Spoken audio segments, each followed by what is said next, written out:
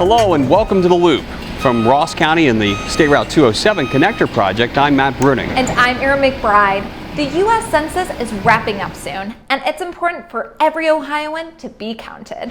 Well, one of the things that the census impacts is transportation funding, and I had the chance to talk with Lydia Mihalik, the director of the Ohio Development Services Agency. She's leading Ohio's census campaign. Director, thanks so much for your time. I know you're really busy, but let's get right to it. Why is it so important that Ohioans participate in the census? Well, the census really is our once-in-a-decade chance to make sure that every Ohioan is counted. And that's important for a couple of reasons. One, because the census helps determine what our representation actually looks like in Congress. And secondly, it helps determine the distribution of more than $675 billion to the state of Ohio every year. So it's so vitally important that we make sure that everyone gets counted. That's a lot of money, and obviously I'm a bit biased. I think the transportation part of that's the most important, and this has a big role to play when it comes to transportation in Ohio, right? It absolutely plays a huge role in developing the quality of life for our residents and our communities across the state. You know, ODOT, like development, gets about $1 billion a year from the federal government to help improve bridges and roads and make our communities safer. It also helps ODOT determine where people are and where they're located, so it helps with transportation planning, which ultimately makes our communities great. When I did my census, I think it took me like 5-10 minutes. It was pretty easy. I mean, there's a lot of ways you can do this, right, Director? Yeah, absolutely. So you can fill out your census online. We have a number for you to call if you'd prefer to do it over the phone. And of course, there are census employees out and about in communities across the state of Ohio, all following proper safety protocol, wearing a mask, properly social distancing. So if someone shows up to your house and wants to ask you to participate in the census, please do so. The census is easy, it's safe, and it's so important. And there's not a whole lot of time here left, right? Time is running out.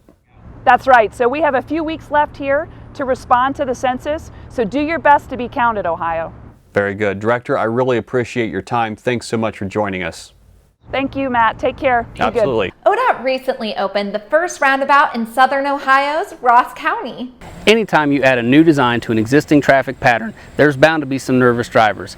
But since this roundabout at State Route 159 and State Route 180 north of Chillicothe opened, it's been smooth sailing.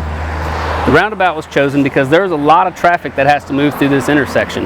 To the south, we have two of the county's largest employers. To the east, we have a K-12 school campus. And to the north, we have a vocational school that serves multiple high schools in both Ross and Pickaway counties. One concern that drivers have is how large vehicles like semis and farm equipment can navigate through these.